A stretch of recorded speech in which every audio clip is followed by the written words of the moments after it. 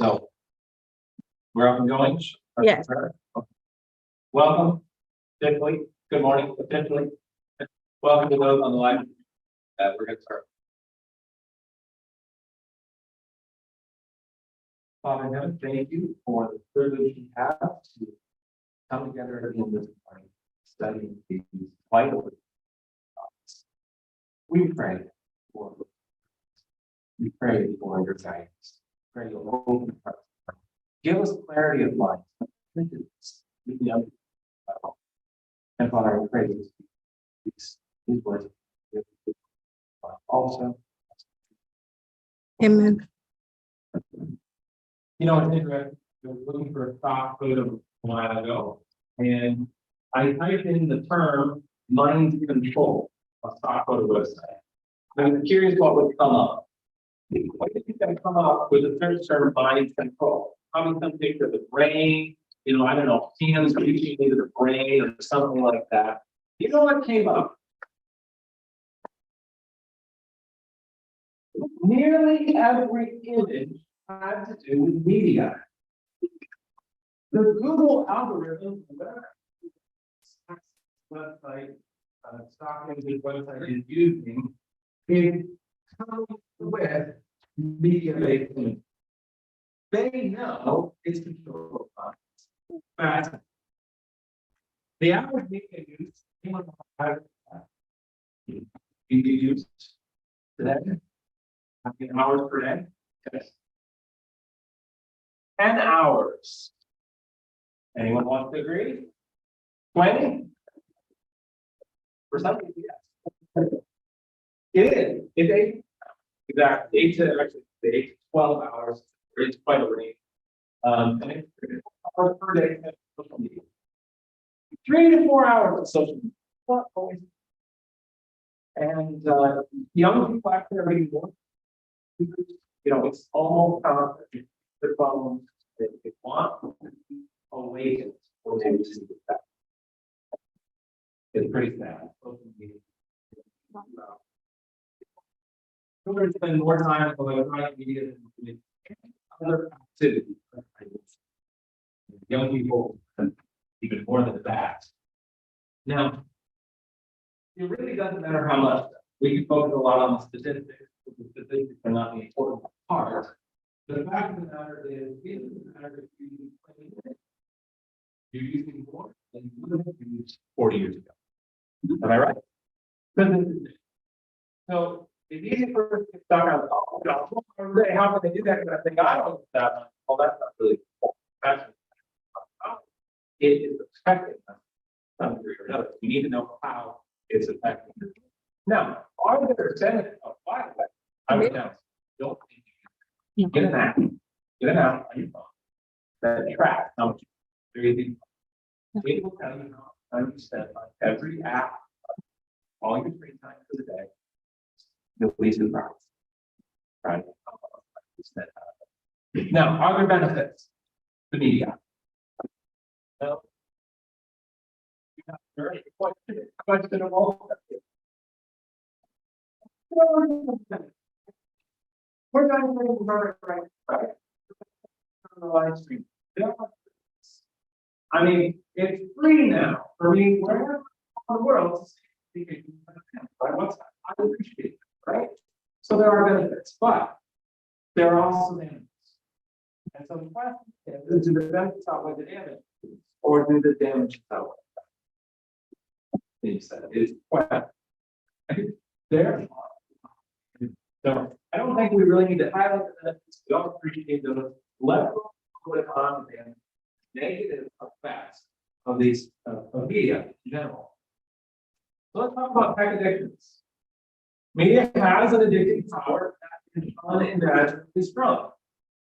And we often, I should say, we typically have said that it is kind of thought that it's psychological.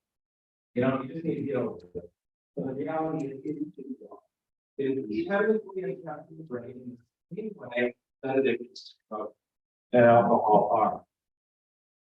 I'll tell you a story about William. He's 4 years old. Maybe 4-year-olds here? Yeah.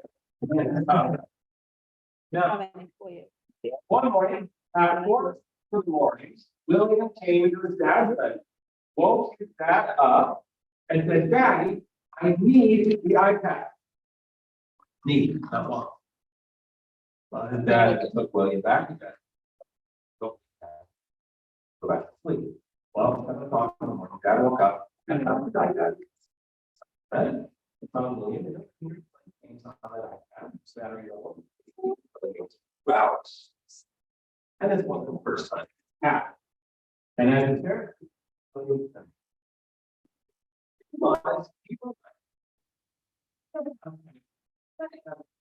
the reality category of addiction just as strong as any drug addiction. They are addiction.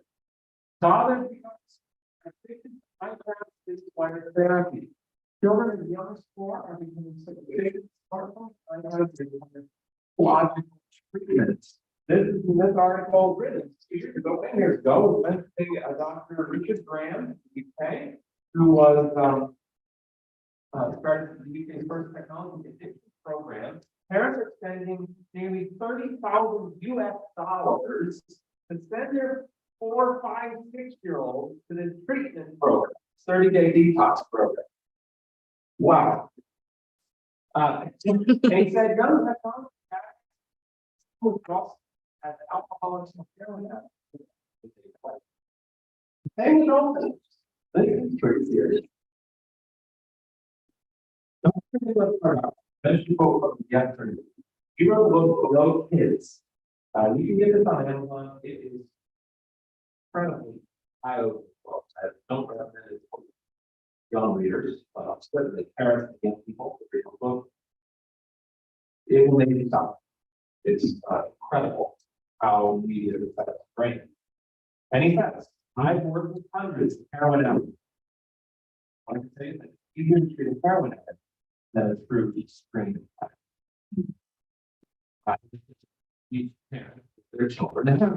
I don't think of that, but we give them even. Now, what addiction not equal for? We would be withdrawal. Right? You take a substance, then you're going to go through withdrawal, anxiety, depression, headaches, all those sort of things.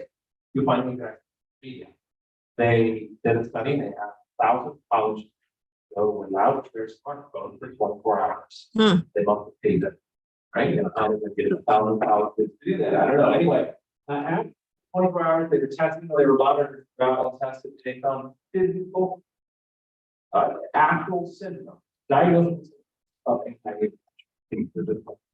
phone. You're going to see, children become irritable, anxious, sad. You take the device away, they get in that mood, they're thinking about it. That's addiction. Tolerance. Drug addicts, they're okay with a little bit of alcohol and some mild drug, and they want stronger drugs that media. It used to be 20 minutes was okay. Now they're wanting 30 minutes, 40 minutes, 3 hours. One more in video games, right? It's really simple, but more intense video games. In fact, I'll talk about the dopamine circuit in a moment. You find a lot of other activities. Children need to play outside, and then what do they do? Others want to with class. A lot of all. 4-year-olds or 3-year-olds are not famous for ability, but this actually does impair your ability to control your own usage.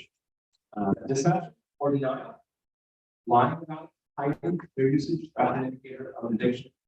A means of escaping reality. Addicts often use a substance as a means of escaping a stressful situation that they don't want to deal with. And how many of you experience that? Go in the evening and you've had a stressful day, you just want to watch YouTube videos and just chill a little bit, right? That's the and of course, leaving out important opportunities is definitely one of the final serious things. So I think as we said, the addictions are more than we like to admit. But what other kind of recommendations? Well, it depends on the US. And unfortunately, uh, research organizations be quite influenced by economic. And the American Academy of Pediatrics used to recommend no screen time up to the age of 2. And Dr. Demetra Kostakis, Children's Hospital, said, no, actually, it's more like age 3. Well, then other scientists started coming out and they're like, actually, it's more like age 6 or 7. But Dr. Chris Brown, I think it was, yes, pediatric occupational therapist, published an article said 10 reasons why handheld devices should be banned for children under the age of 12. And actually, I think we illegal for a child to use devices. Well, a lot of people say perhaps do that. But the evidence she presented was absolutely solid. We don't have time to get to it all, but consider the rapid brain growth. All things that I mentioned this yesterday, things that are related in the first few years of life. That we're not replacing.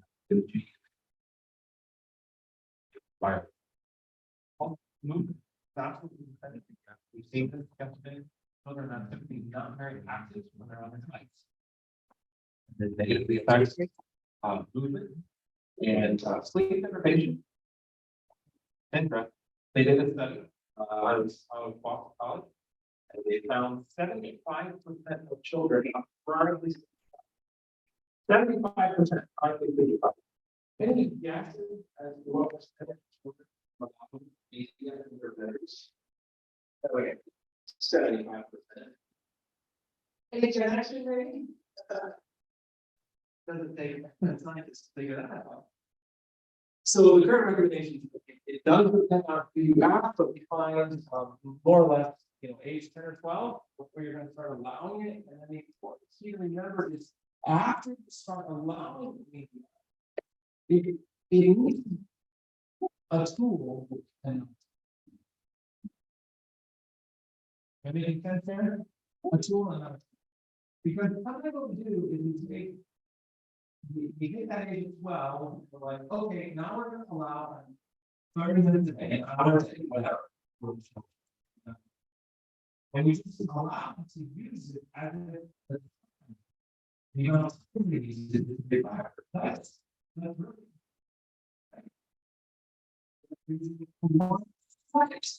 It's really. If you use it,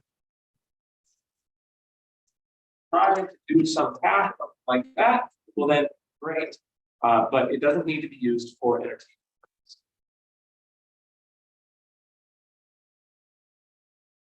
There are many health risks associated with media use. The Common Sense Media Foundation did a meta-analysis where they compared the results of 173 different studies, big research project, and they found that children who use more media in childhood had increased levels of childhood obesity, more tobacco use, drug use, alcohol use, lower academic achievement, earlier and more sexual behavior, and especially that's towards all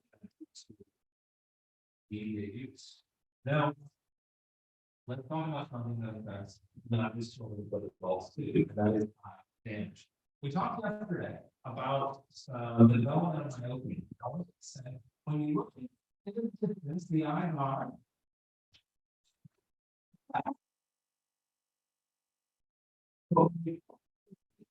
It causes those ciliary bodies around the lens to contract, and this brings the vision up close. It can cause the elongation of the eyeball, leading to myopia. You see something on their smartphone. Are they holding it out here?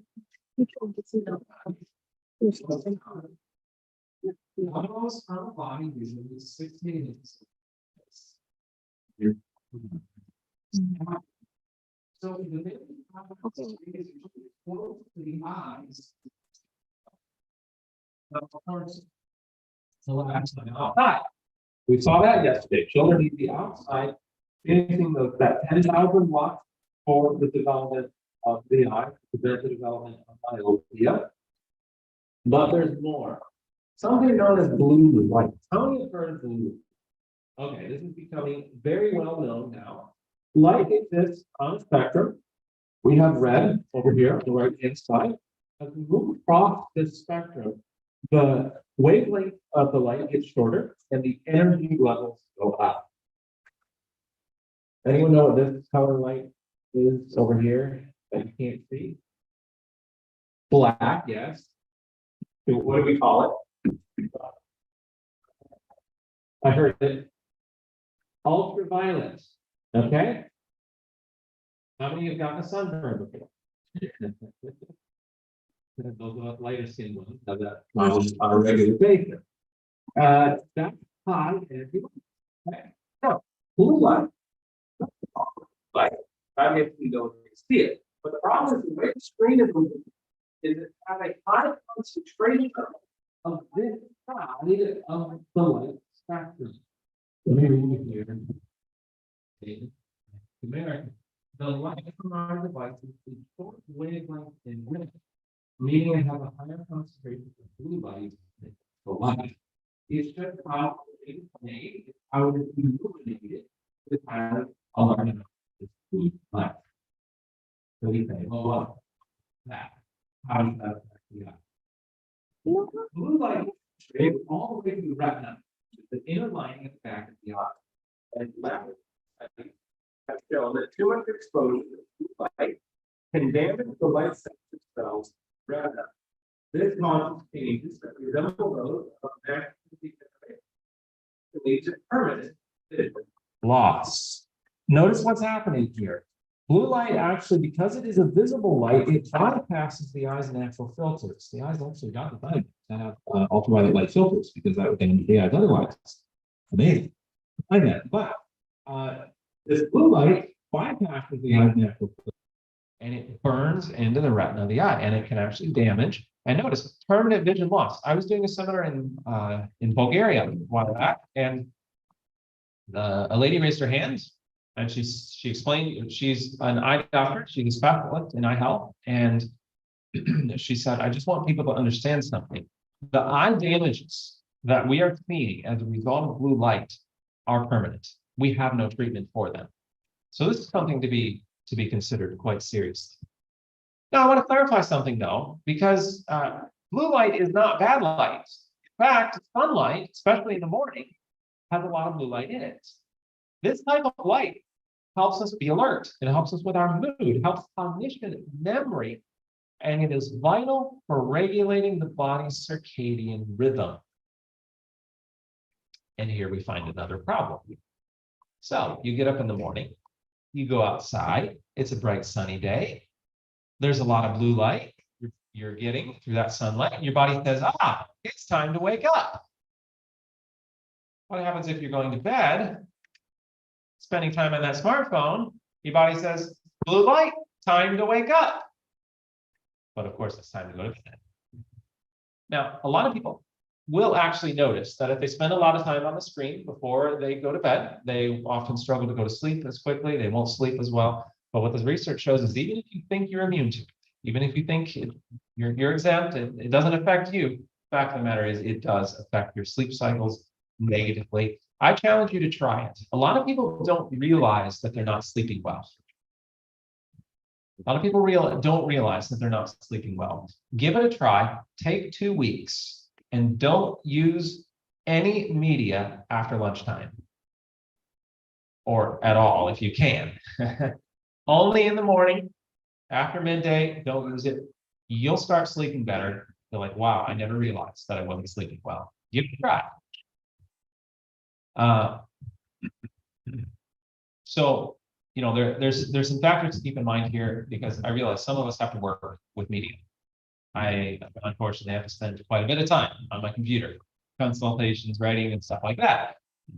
I do everything I can. When I'm writing a new message, when I'm planning a new message, I use notebook paper whenever possible, I also try to schedule my day so that I can do my office work on a computer in the morning, and then I'll take care of other stuff in the afternoon.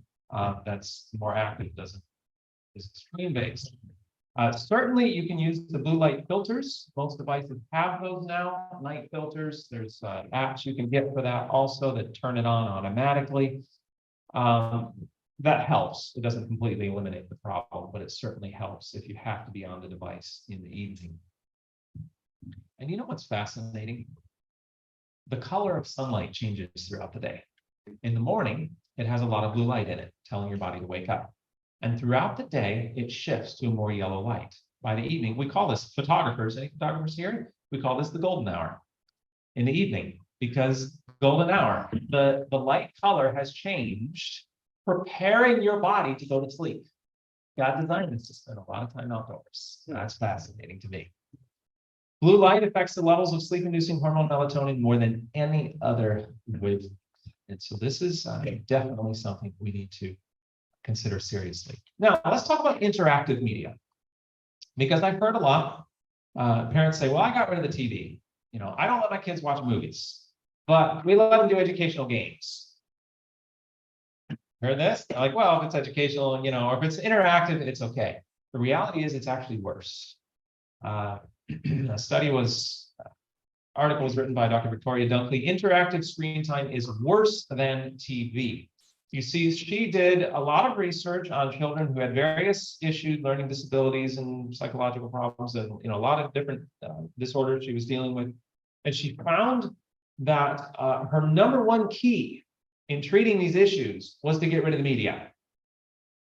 She would get rid of the media and the issues would go away. That was all the treatment they needed many times.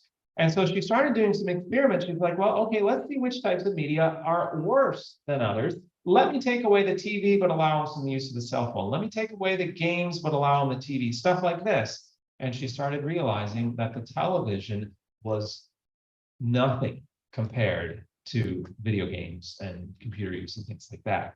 She found just 30 minutes of either computer use or gaming caused disturbed sleep and daytime fatigue, compared to 2 hours or more of TV required for similar effects.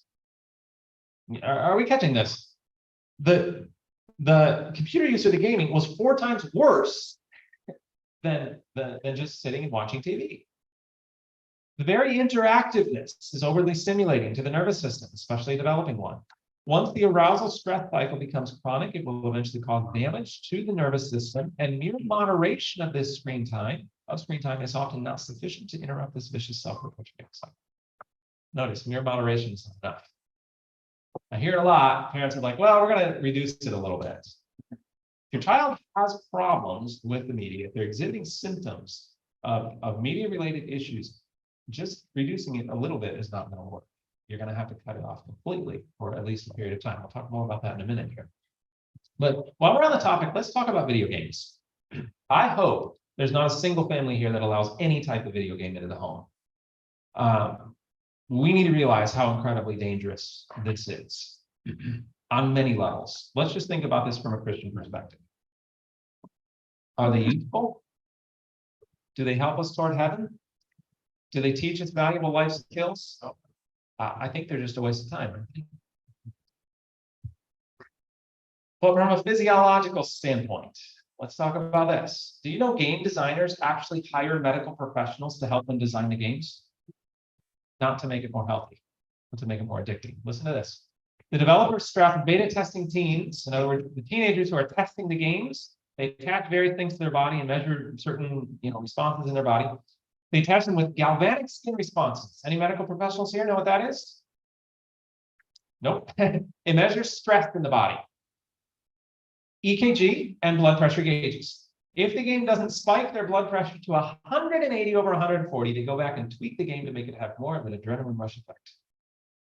Now, you don't have to be a medical professional to know that is a dangerous blood pressure. Why? Why do they do that? They want it to be addicting, right? A lot of this has to do with the dopamine circuitry in the brain. Dopamine is, who knows what dopamine is? We've heard it. Okay. Anyone want to tell me, what do we call this? A neurotransmitter. Okay. Well, that does what? It makes you feel how? Happy, right? It's a feel-good chemical. It's released in the body when we do something that we enjoy. We spend some time with a loved one. We eat some good mangoes. We Things like that. It releases dopamine into the brain. And there's something else in real life, and this is connected to the video games. We'll get there in a second here. But accomplishing something is, to my knowledge, the #1 highest releaser of dopamine in natural everyday life. When you finish that job and you look back and think, wow, that looks good. When you accomplish a task, you set your mind on lots of dopamine. By the way, did you know God? We're created in the image of God, right? Did you know God gets dopamine? What did he say at the end of every creation day in Genesis chapter 1? Very good, right? You stop, you look back, that looks really good. Dopamine. Now, the problem is media releases dopamine also. When your phone goes ding, you get that notification, a little bit of dopamine. When you receive a text, a little bit of dopamine. When you get a like on Facebook, a little bit of dopamine. That little double tap on Instagram, a little bit of dopamine. All right. And, nothing inherently wrong with that. But the problem is that the more you receive dopamine, your brain has to compensate for how much you're receiving. And if you're getting a lot, the brain says, you know what, I'm getting too much here. And it closes some receptors. I'm kind of oversimplifying this, but it closes some receptors so that you won't get the same amount of dopamine actually released into the brain. Well, the problem is, so you're sending text messages and you're getting dopamine and putting stuff on Facebook and you're getting likes, you're getting dopamine, and your brain says, you know what, I'm getting plenty, let me shut down a few receptors. Well, now you don't feel so happy. What do you need? More dopamine. I better send some more text messages. I better post some more on Facebook. I better play some more video games. Now you're getting even more dopamine with the same number of receptors. What's the brain going to do? Shut down some more receptors. Now what do you need? More dopamine, right? Now you're going to send it. Now we get into hypertexting, right? Young people live with their cell phones, sending thousands of messages every day. Now you get people posting selfies of themselves brushing their teeth on Facebook. You're like, why? It's the addiction to dopamine. Now you get the transition from Minecraft to World of Warcraft, where these immersive, highly addicting video games, they need it. This is the important thing to understand. They need it physiologically to get that same level of dopamine and to feel the same level of happiness. And again, this is the real problem with video games, because remember I mentioned accomplishing something. It is built into video games that you accomplish something. Any of you who are familiar with video games know this. It's artificial, but it's telling you you've accomplished something over and over and over. And so there's dopamine is just pouring in.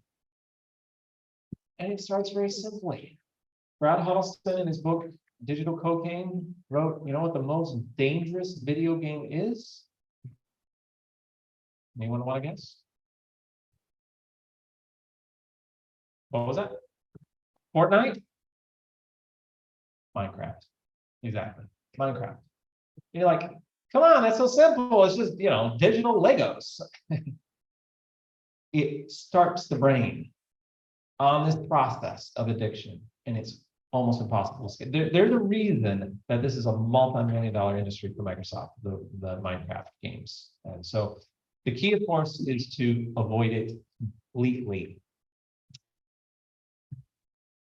And this is important for parents to realize. Kids are so habituated to their hyper-stimulating and dopamine-activating immersive screen reality that they choose to stay in the digital matrix. You want why children find being outside, playing in the garden, playing, working, whatever, working outside boring. Well, it is boring compared to the media.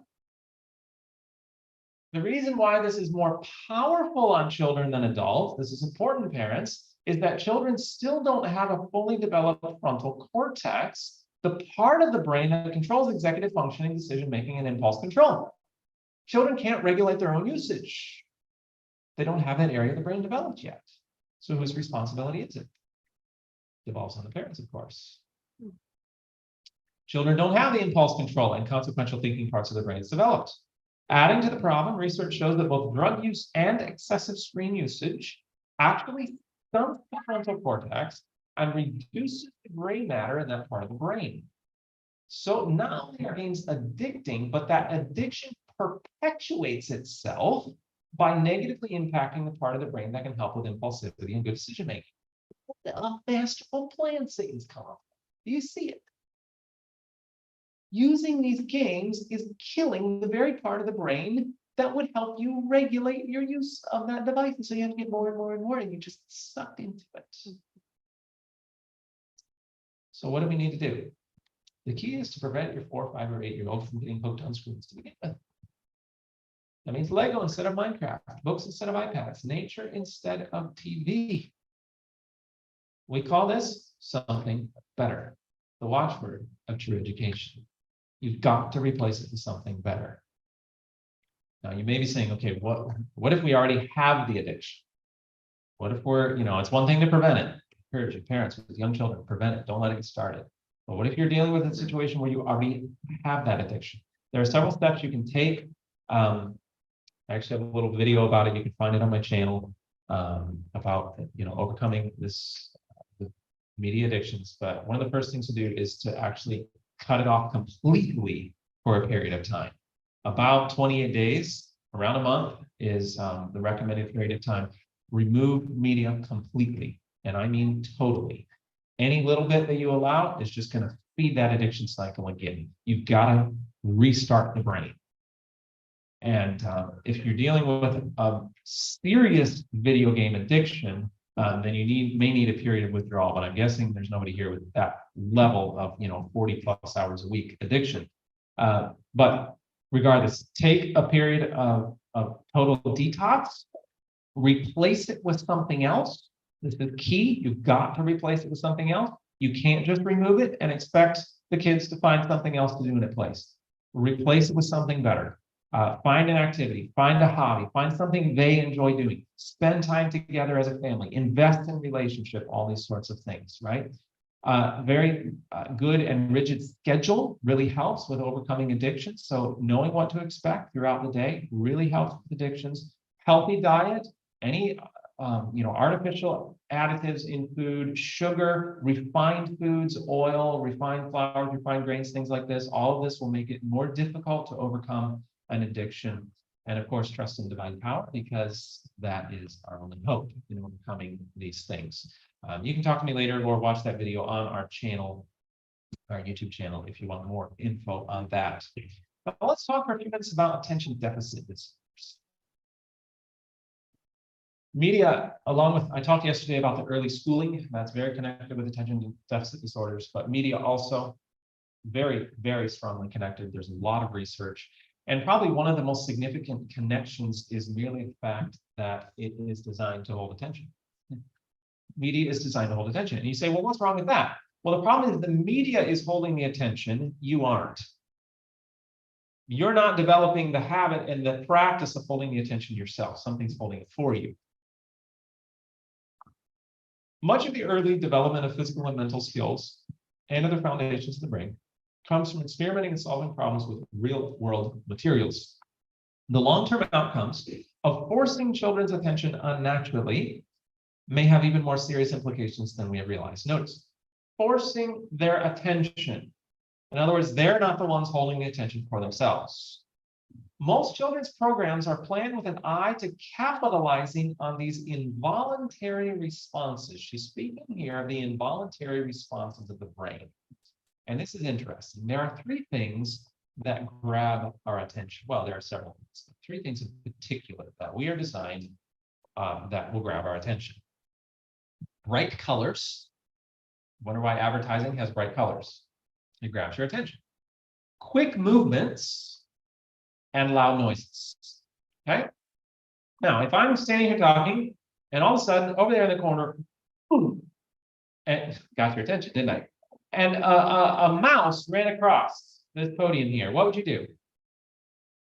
Laugh? Some would scream, some would laugh, some would gasp, but I'll guarantee you, your attention would not be on me. It would be on that mouse, right? Fact of the matter is, it doesn't even have to go boom. It could just be a mouse running across this stage, and you would pay attention to that mouse, not me. Why? Because it's moving. Now, I've been using this example for a while. A few years ago, I was at a family camp. And I was in the audience listening to a speaker, and it actually happened. A mouse ran across the stage. I'm serious. And I was like, oh, let's see, is it true? Yeah, sure enough. Every head watching that mouse totally lost interest in the speaker, right? Now, why? Because again, it was moving. Now, if the speaker had decided to start jumping and yelling, where do you think your attention would go? Right back to the speaker, right? Because it was, again, the movement, the noise that grabbed your attention. That's for our safety, okay? God designed us this way because it's for our safety. If somebody threw a ball at me right now, what would I do? Oh, there's a ball coming. I wonder what I should do. What, think so? No, I've got, right? I would act before I thought. That's a natural response of the brain. Those are protecting us. If something's going to hit us, we jump and then we think about it later. Media designers understand this. And that's why they build media centered around these involuntary responses of the brain. And it tells you over and over and over, many times per minute, focus, pay attention, pay attention, pay attention, pay attention, pay attention, pay attention. What do you think happens? Pretty soon, children lose the ability to pay attention for themselves. It's a natural progression. As children are conditioned to having something else hold their attention, they lose the power to hold the attention themselves. And we wonder why they get bored when we want them to do some chores. It's just not as interesting, is it? We wonder why they can't focus with their schoolwork. We wonder why they have attention problems. We've literally created it through the media-based environment. As Dr. Dmitry Kostakis says, in the last 50 years, we've created platforms in which we present things in surreal time. When you condition the mind to become accustomed to high levels of input, there's a chance that reality can just become boring. Notice, surreal time. Anyone familiar with Mr. Rogers TV programs? Do you have those here in Trinidad?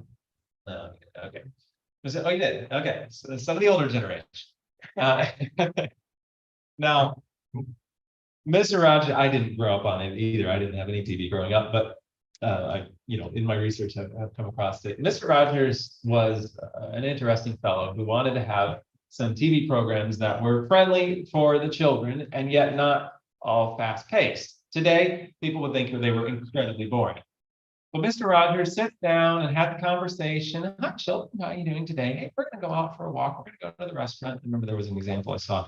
And, they were in the restaurant. He sits down, he ties his shoes, he put his coat on. He's just holding a conversation with them. And they walk down the street and they go to the restaurant. The camera follows him in and he orders his food. He explains what he's going to do. And they wait for the food to come. Like, how long does that take? Quite a while in a restaurant, right? Through the whole program, they're waiting for it. How would that look today?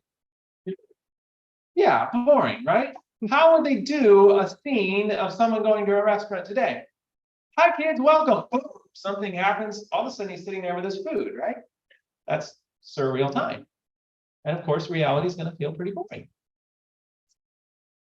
I'm not recommending any TV. I'm not recommending Mr. Rogers. I'm sure you understand that. I'm just making the illustration, right? Essentially, when it comes to using electronics as a means to engage or reward, it works until it doesn't. Soon, more and more stimulation is required for focus. That's that dopamine circuitry we've talked about, identical to mechanisms in drug addiction. When children report non-screen activities as boring, parents, you heard it. This should be a red flag to parents and educators. The child has become accustomed to an unnatural level of stimulation. And there's a lot more studies we can look at. Study from Common Sense Media. 69% of the studies reported a statistically significant relationship between increased media exposure and ADHD and other attention problems. Studies from the Journal of Pediatric Psychology, the American Academy of Pediatrics, Dr. Dmitry Kostakis, and study after study after study connecting the ADHD attention problems with media use. As Herman Maurer put it well, we are headed toward a global attention deficit syndrome. Now, attention deficits aren't the only problem. There's also something known as digital dementia. The full name is early onset digital dementia. We all know what dementia is, right? What age does dementia usually come? Much later in life. Let's leave it at that, right? Older.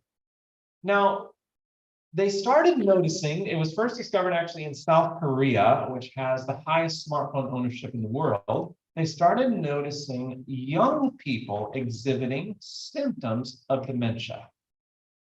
And it caught their attention. They started investigating. They said it was a deterioration of cognitive abilities that is more commonly seen in people who have suffered a head injury or psychiatric illness. And they found around 15% of the population in South Korea exhibiting these symptoms. Then they did a study in the US, UCLA, found that about 14% of young people aged between 18 and 39 complained of memory problems. Now, what they found as they did the research, though, is it wasn't just a complaint. It was actual changes in the brain that looked like dementia. They were actually losing their memory. And they said, what in the world is going on? And they, as they researched it, they found individuals who rely heavily on technology may suffer deterioration in cerebral performance, such as short-term memory dysfunction. They found it was actually killing memories. Now, we don't really need to look at science for this, actually. How many here can remember 20 phone numbers? 20 phone numbers? No. Nobody, right? Okay. 10. Anyone got 10? Okay, there's a few. 5? Maybe a few. All right. Can't remember your own number? If I had asked that question 30 years ago, most of us would have remembered at least 10 phone numbers, right? Because you have to. Now you don't have to. I can just talk to my phone right now. I phone call mom. It just calls, right? I don't, or look up the local grocery market and call them, and it just does it, right? We don't have to think. We don't have to remember. And what the science is showing us is we are outsourcing our memories. You know what I mean by outsourcing? We're having someone else to hold it for us. We're relying on the devices to hold our memory. And somebody asked me, well, doesn't that just free up space for other things? No. Our brain is not like a computer with a certain amount of RAM. No, your brain can hold an unlimited amount of information, and designed is to do that. And it's actually deteriorating our memories. GPS is another great example. Some of us have a great sense of direction. Others of us who rely on that GPS all the time, funny, it seems to kill our sense of direction, doesn't it? Manfred Spiecer put it well. He said, many children don't memorize anything because they can Google it. And not just children, is it? How many have looked at something on Google and 5 minutes later you're like, wait, what was that again? You have to Google it over again. Guilty, right? I heard an educator. Matter of fact, I think it was a TED Talk, if I remember. Anyway, I don't remember. It was quite a few years ago, but he was arguing that we really just don't need school anymore. We really don't even need textbooks anymore. We don't need to teach kids anything anymore because they have Google and they could just look it up whenever they need something. And I'm thinking, wow, have we come that far? What happens when the battery goes down? Among other problems. All right, let's talk about the anterior cingulate cortex. I mentioned this one yesterday. Part of the frontal lobe, anterior cingulate cortex, important for impulse control, decision-making, emotion, controlling emotional responses, attention, motivation, error detection. We saw that yesterday. It helps us discern between truth and error. It's the center of the free will. This is the moral decision-making part of the brain, vitally important part of the brain. And what we're finding now from the research is something called media multitasking is damaging this part of the brain. Higher media multitasking activity is associated with smaller gray matter density in the anterior cingulate cortex. That's all capitalized because that's the title of the article. Media multitasking. What's media multitasking? Ever been watching a video and texting your friend at the same time? You can't do that? All right. Some people do. But you don't have to be using two devices, actually. You can think about how you use your computer. All right, you're doing a research project. You enter a search term, pull up the web page, Yeah, that won't work. You go back, you change screen. Okay, let me try this. You change screen. Oh yeah, here's a good one. Copy paste. You switch over to your Word document. Bing, what's that text comes in? Oh yeah, let me check that one. Oh yeah, while go over to email. And now, what was the weather supposed to be today? Let me look at that. And now where was this research project? You see what we're doing, right? Constant switching back and forth, one thing after another after another. And this is a form of media multitask. But the research is actually showing, Brad Huddleston talks about it in his book, Digital Cocaine. He explains how if you're not focused on something for at least 10 minutes at a time, you're engaging in what is known as task switching. And task switching reduces concentration, double that of smoking marijuana. That really caught my attention. We were designed to focus. God wants us to focus. Think of studying the Bible, right? That takes concentration, focus, right? And I believe our enemy wants to destroy those abilities in us. And it is damaging this important part of the brain. Now, what about educational media? This is a big one. A lot of people think, well, okay, we got rid of the media, but if it's educational, then we're going to keep it because, well, it's educational. Doesn't that make it good? Unfortunately, no. So there's a lot we could talk about on this topic. But for starters, let me talk about this school district. The article is highlighted in New York Times. You can see it quoted here. In Classroom of the Future, Stagnant Scores. This is a school district in Arizona, the Kyrene School District, and they decided in 2005 to be innovative.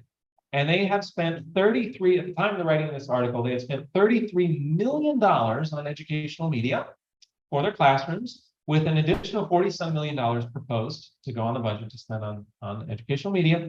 They had the best teacher training, they had the best technology, the best software, the best hardware. Everything was laid out perfectly. It was an excellent experiment to see whether educational media would actually help or not. Here's what they found. Since 2005, scores in reading and math have stagnated in Kyrene, even as statewide scores have risen. It didn't help. As a matter of fact, it hurt. They did not do any better. They asked the district superintendent, David Schauer, are you seeing any benefits? He said, well, my gut is telling me we've had growth, but we have to have some measure that's valid. I'm glad he recognizes his gut feeling is not valid, and we don't have that. Now, I'm no business person. I'm pretty sure my gut feeling is not a very good reason to spend $33 million. He said, okay, that's just one school district. Are there any larger studies? Yes, actually, a lot of very large studies. Let me mention one of them. A $10 million study. In other words, it cost $10 million just to conduct this study of 15 educational software products. It was the most extensive federal study yet to follow methods the U.S. Department of Education considers scientifically rigorous. This was a solid research project. They looked at the majority of the software and hardware products being used. And here's what they found. No difference in academic achievement between students who use the technology in their classrooms and youngsters who use other methods. No difference. And this is just a good summary. There is, to my knowledge, no long-term study that has found objective benefits of educational media in the classroom. Now, notice I qualified that. I said long-term. Because what often happens is we have short-term studies that supposedly find benefits. Because you have a technology company who sells the school district on their product. It's implemented in the classroom. Test scores start to go up because it's something new and exciting. And after a couple of months, the technology company's like, hey, look at all the benefits. See all the benefits of using educational media. But if you look long-term, we don't find any significant benefits. I'm not saying it's not something that can be used, right? Use a PowerPoint, use some, stuff like that. Those can be useful tools. I'm not saying they're not helpful at times. But in terms of the educational media environment and the educational games and stuff like that, we don't find long-term benefits.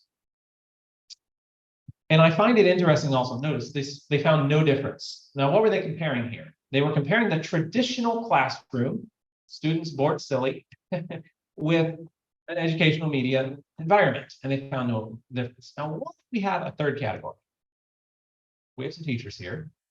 You all know that if you reduce your class size, have a smaller student-teacher ratio, am I right? You'll improve education.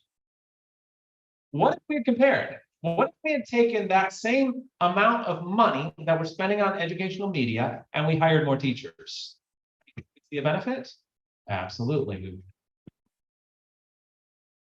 Tom Vander Ark, who is a educational technology investor.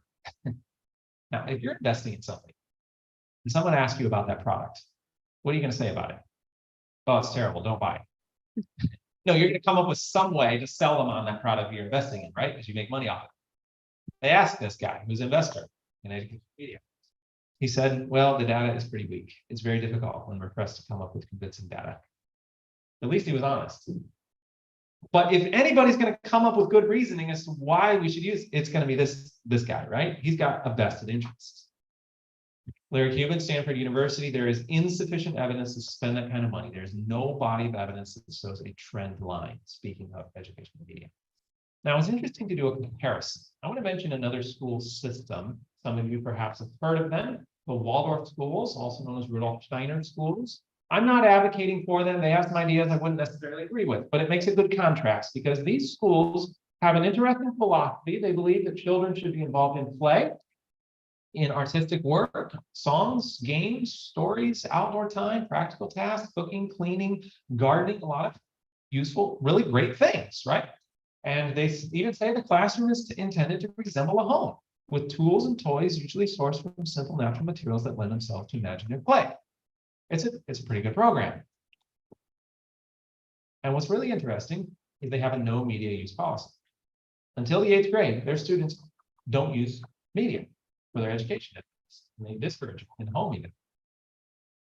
So how are these students doing? I mean, they're going to these backwards schools. They're not prepared. They don't know how to use media when they graduate, probably. These are the things that they say, right? How's it going for them? Fact of the matter is, they are some of the most prestigious schools in the world. I think it's 94% of their graduates go on to Ivy League universities. And they're very well prepared. Now, what's even more fascinating is that there's one of these schools, at least one of these schools, in the Silicon Valley. We all know what the Silicon Valley is, right? The technology capital of the world. Well, that's Chief Technology Officer of eBay sends his children to a 9-classroom school here, the Waldorf School of the Peninsula. So do employees of Silicon Valley giants like Google, Apple, Yahoo, and Hewlett Packard. Well, why do you think the CEOs of the tech companies send their children to schools that don't use technology? You think they might know something we don't know? Alan Eagle, computer scientist for Google. He says, I fundamentally reject the notion you need technology aids in grammar school. The idea that an app on an iPad can better teach my kids to read or do arithmetic, that's ridiculous.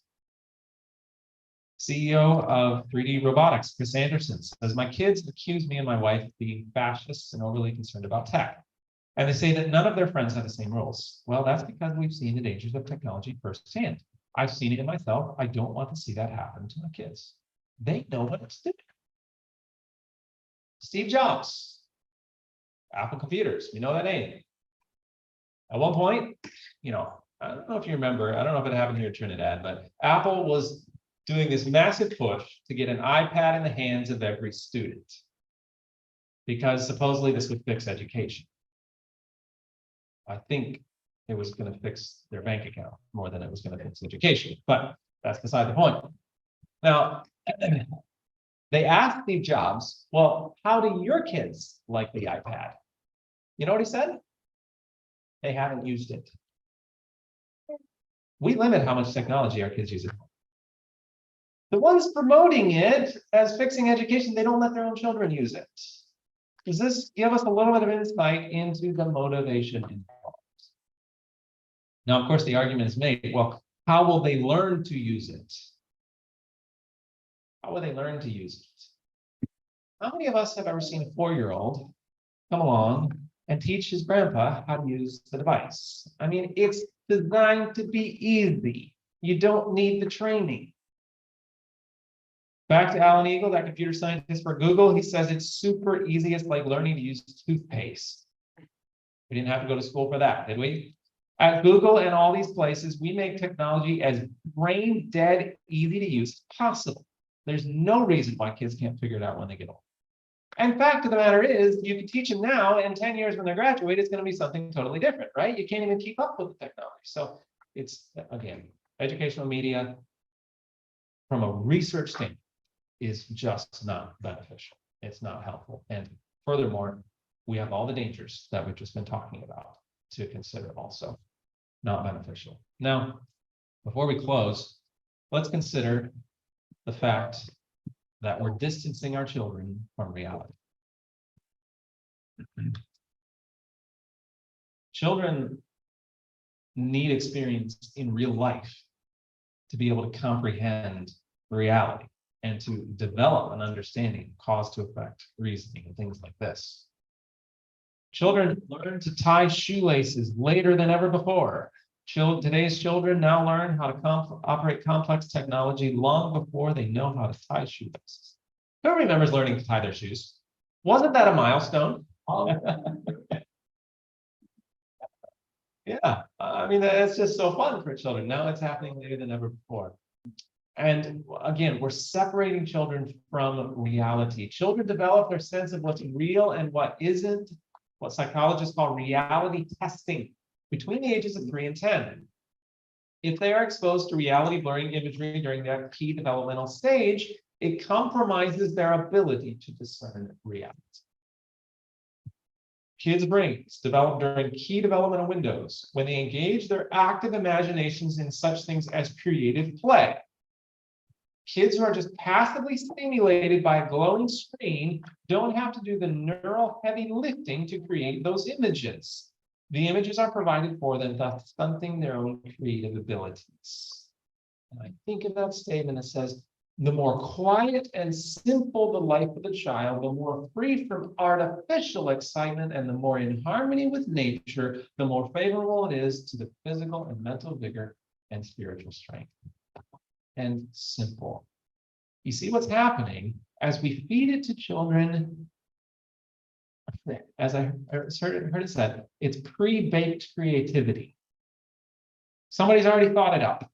We just serve it up to them. And we can even do this. Let's just say something really even good. Bible stories. When you read a Bible story to your children, they have to do what? Imagine it, right? They have to conjure up these images, and it's going to be age appropriate to their level of understanding, right? Well, what if they watch a video of that Bible story, a reenacted video? Take David and Goliath. Might there be some imagery there that's not age appropriate? Might be in advance of their understanding. But no matter age appropriate or not, the fact of the matter is they don't have to imagine it. Something's already been imagined, and so they're not developing their own power of imagination.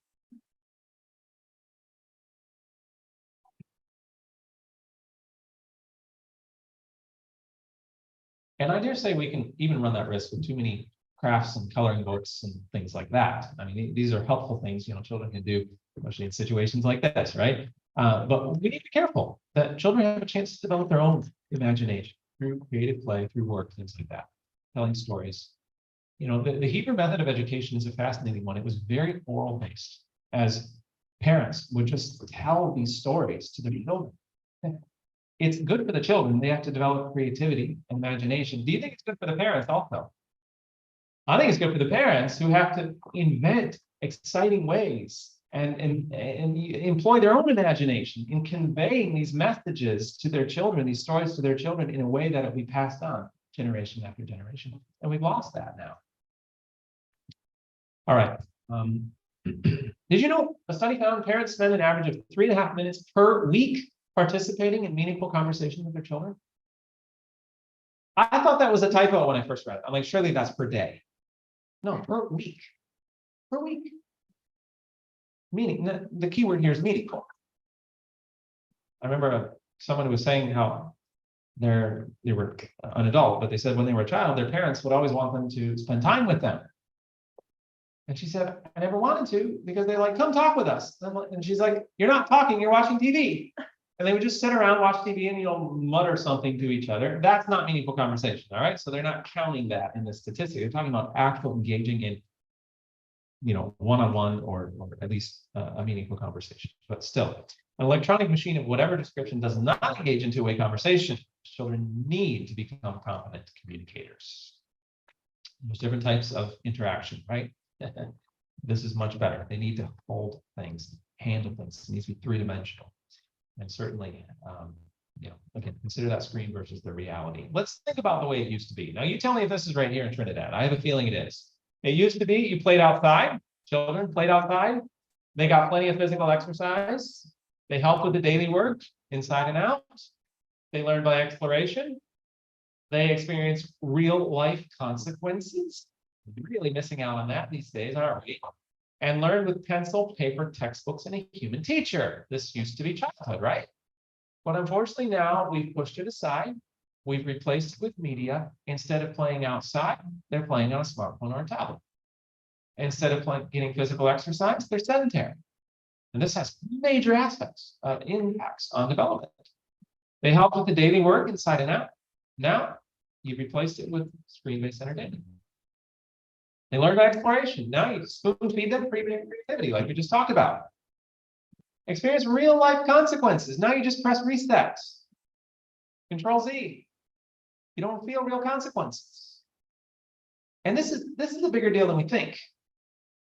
This is destroying children's ability to reason cause to effect. And we wonder why our young people are making such foolish decisions. Dr. Kadaris talks about it actually in his book, Glow Kids.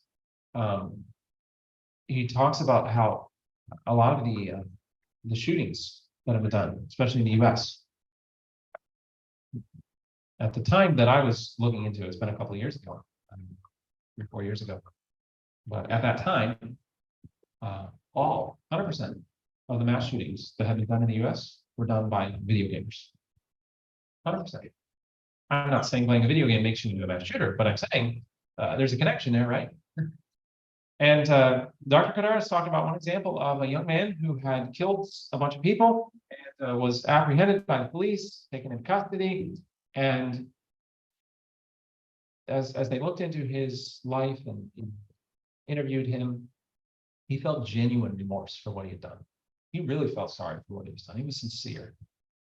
And they looked into his life. He had been an addicted video gamer. He had been playing first-person shooter video games for hours and hours and hours every day. And he said in the interview, he said, I didn't actually realize that people were going to die. Think about that. He said, I couldn't actually understand that I wasn't in the video game. And people died as a result of his actions. And of course, now he's spending his life in prison, I think. I don't know what sentence he got, but spending the time in prison. I kind of have this feeling we should make it illegal to make these video games, and those video game designers should spend a little time in prison, don't you? I mean, shouldn't this be, why do we allow this kind of thing? Yeah, that's my opinion. What he asked. And of course, replacing the real life learning with the educational media, as we've talked about. Which side's better? That side, right? Much better. Let's just take this first item, playing outside. Are there benefits of playing outside? Look at the list here. Children who play outside are more fit and healthy. Does media make you more fit and healthy or less fit and healthy? Less.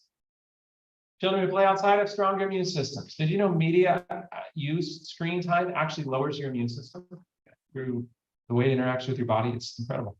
More active imagination. Screen time lowers the imagination. Playing outside makes you more creative. Screen time lowers creativity. Reduces stress, lowers anxiety. Screen time raises stress, increases anxiety. Less aggressive and violent behavior. Clear connection. Screen time actually raises violent behavior and makes children more aggressive. Increased attention span. We've already seen screen time lowers attention span. Better cognitive functioning. I mean, isn't it incredible? This is a perfect environment God has designed for children, and we managed to replace it with something that will do the exact opposite. Fresh air. Any benefits of fresh air? Wow, what a list. Sunshine. Benefits of sunshine. Huge benefit. Notice it improves your eye health. Not looking at the sun, but, like we talked about yesterday, being outside in the sun. It improves the eye health. We've seen media damages it. What kind of mud do you want your children playing in? Remember the mycobacterium bacilli we talked about yesterday? Parents, it's just a little bit of laundry. It's okay. It's good for them. What kind of gardening do you want? And useful work. So many benefits of useful work. Again, the opposite of what media is going to do. Remember this, parents. If your child can use a smartphone, he can easily operate any of the above. Sorry, kids. All the kids are looking at me like, really? It's not child abuse to make them do those things. Better yet, do it with them. And again, I want to highlight the statement I mentioned earlier. The more quiet and simple the life of the child, the more free from artificial excitement, the more in harmony with nature, the more favorable it is to physical and mental vigor and to spiritual strength. Have we seen enough? Here's a summary of what we've seen. Have we seen enough evidence as to the problems that are being caused by the media environment? Do we need more research? Or do we have enough to make an informed decision? And parents, I really want to appeal to you. It's not just the children. You have a tendency to be like, stop spending time on your phone. Stop that, right? Do what I say. Do what I do. Do. Exactly. God created children for relationship. They need that from their parents. I saw a video some time ago of a protest in the streets, somewhere in Europe, I think. Children marching, holding up signs. Notice I said children. Children were the members of the protest, holding up signs. The signs were asking their parents to get off their devices because they wanted to spend time with their parents. Children say, I'd love to talk with my dad, but he's too busy on his device. Parents complain that their children won't talk to them. I wonder what caused that problem. Do we get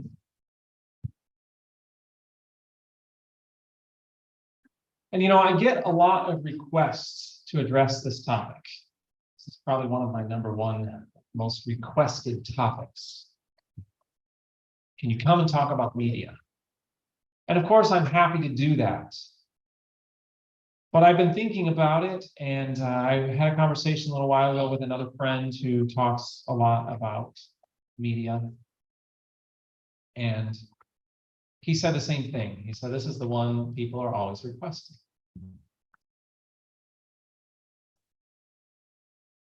We seem to constantly want more information about how the media is affecting us, but we're reticent to do something about it. We're reticent to apply it. Or as I often hear, so can you make this more practical? Remember Brad Housen writing about that. He said, I just explained, don't use the media before noon, 2 hours a day, children under this age shouldn't use it. And people are like, can you make this more practical? What more can I say? Maybe I'm not thinking straight. Well, yeah, that's a factor. But I think about the Bible verse I quoted yesterday, ever learning but never coming to a knowledge of the truth. We will understand more of God's plan. We will understand more of the truth if we're willing to obey what we already know. Part of making this practical means doing something about it, starting today. Truth not lived is not truth. Light will become darkness if not obeyed. And I just wonder if the reason I keep getting asked to talk about it, which I'm happy to do and I'm not being critical, but often it's to people who really already know this information. Are we maybe not willing to obey? Are we hoping for some new research that will come out that will finally show us it's okay to use the media? That's not the way the research is going, actually. The more research we find, the worse it gets. And I mentioned video games earlier. I'm just amazed that Christians even allow this into their homes. We draw the line on cigarettes and alcohol, right? Oh, we never let our kids do that. But somehow we think, well, they just have to make the decision about the video games. I think about the story of Eli.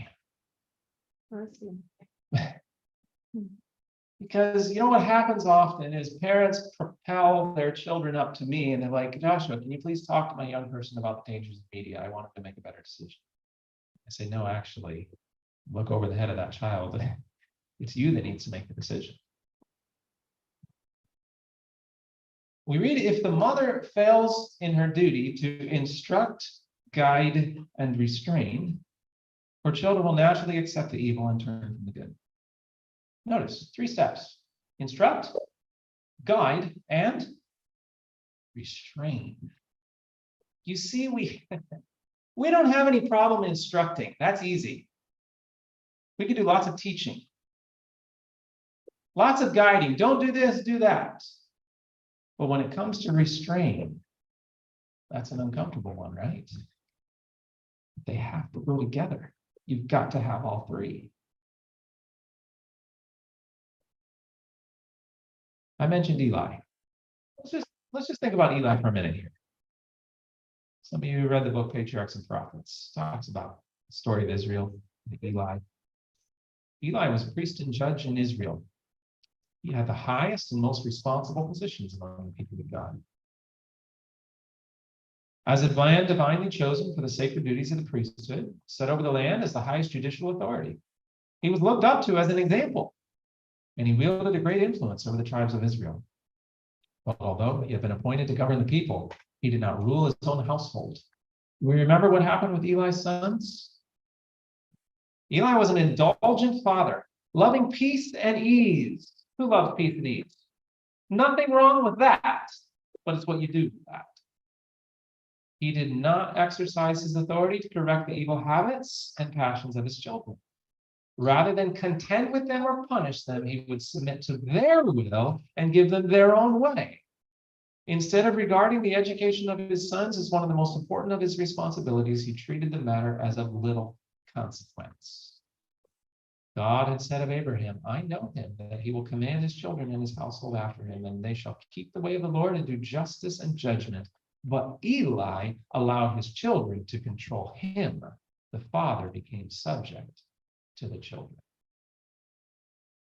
There's no greater curse upon households than to allow the youth to have their own way.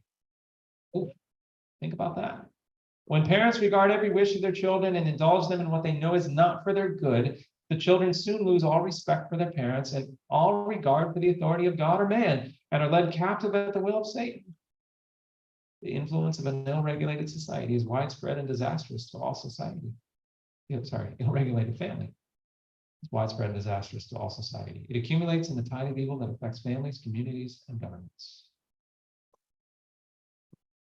Parents, are you allowing your children to rule over you in this matter? Good. There's a role for you to play here. Now, remember what we read. Instruct, guide, restrain. Some parents are happy to restrain without the instruction. You know what I mean? Don't do that. Stop. Get the cell phone out of here. So they're like, why? What are you supposed to do? Exactly. And others are like, they explain it till they're blue in their face. They do all the instruction. But they don't take that step to restrain. You've got to command them. But here's the encouragement. I want to leave you with this. It is an important law of the mind. What of the mind? Law of the mind. One which should not be overlooked.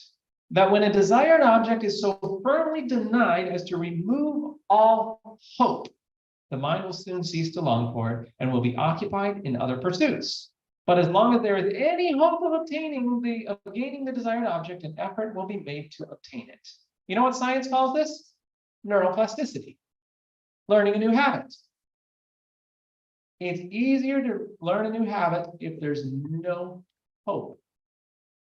You're not going to desire something if you know it's absolutely impossible for you to get it. This is very applicable to children. It should be, Like, I mean, I use the smoking and drugs and things like that example. Your children probably don't beg for that every day, do they? No. You hope not, right? It's just not something you even consider in your home. And so nobody's really whining for it. Well, for some reason, the media, and again, I'm not saying it's not a useful tool, some aspects of it, but some aspects of media just shouldn't be allowed. There shouldn't be any consideration of it. But it needs to be done with consistency. A mother who got fed up with her children's media use. She took their cell phones away. She smashed them with a hammer. Oh, there was a big fuss. That's an understatement.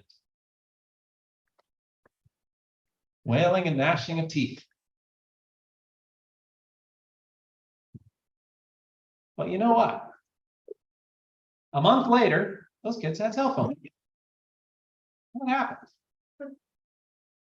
Well, a couple months passed by. Mom got so fed up with it again. She takes the cell phones, smashes them. She's all mad at everybody. And you know what happened? Another month later, they got the cell phones again. That's not what this is talking about. That's not talking about removing it beyond all hope. There needs to be consistency, okay? If you're going to commit to something, parents, if you're going to remove something, it needs to be with love, with explanation, with education, and with a firmness. Not harshness, but firmness. And children need to know that no means no, forever. And when we do this, it's encouraging that soon, what does it say? Soon, the mind will be occupied in other pursuits. The brain of the child says, okay, moving on. Next, it's okay. You'll avoid a lot of problems. But the other key is you've got to replace it with something better. You've got to replace it with something better. A friend of mine told me a story. He did a seminar on media. And a boy came up to him afterward. I think he was about 12 years old. And he said, Mister, I have a problem. Oh, what's your problem? Well, you see, every time my parents attend one of these seminars on media, they reduce my media allowance by 30 minutes. So you see, a while back, I was allowed 2 hours of media use every day. But my parents went to this seminar and they reduced it by 30 minutes. It was okay. I mean, an hour and a half, I survived. Well, you know what happened? They went to another seminar on media. They reduced it by another 30 minutes. But it was okay. It was only, I still had an hour of media time every day. I survived. Well, you know what? They went to a third seminar on media. And they reduced it by another half an hour. So I only had a half an hour. And you know what? This is the fourth seminar. It's going to happen when we go home. Not going to be allowed any. That's my problem. My friend said, well, okay. What would you like to do instead of spend time on the media? Good question, right? Something better. Replace it with something else. Typical 12-year-old boy. He's like, well, I'd love to go outside. I'd love to play outside. I want to learn to build a fire. I want to learn to build a fort. I want to go camping. I want to ride my bike. I want to, you get a long list of stuff you'd like to do outside. And my friend goes, well, why don't you? My dad won't let me. He says it's too dangerous. My friend said, okay, I need to talk to your dad. It wasn't really fair, right? To take this from the child and not give him something else to do in its place. The father needed to be willing to invest in this relationship himself. Spend time with his child himself. So parents, I hope as a result of this information, you'll make wise decisions in your family with regard to your children's media. But remember, you've got to replace it with something better. And the number one best thing you can do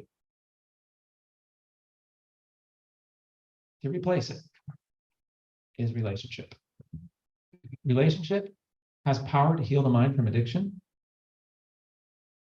it will help avoid a lot of the problems that are commonly experienced by media withdrawal and by removing these things and reestablishing new habits, new thought patterns. So invest in relationship and replace it with something everybody enjoys doing as a family, for starters. All right, let's take a break. It is 11 o'clock on the dot. Let's come back at, yes, let's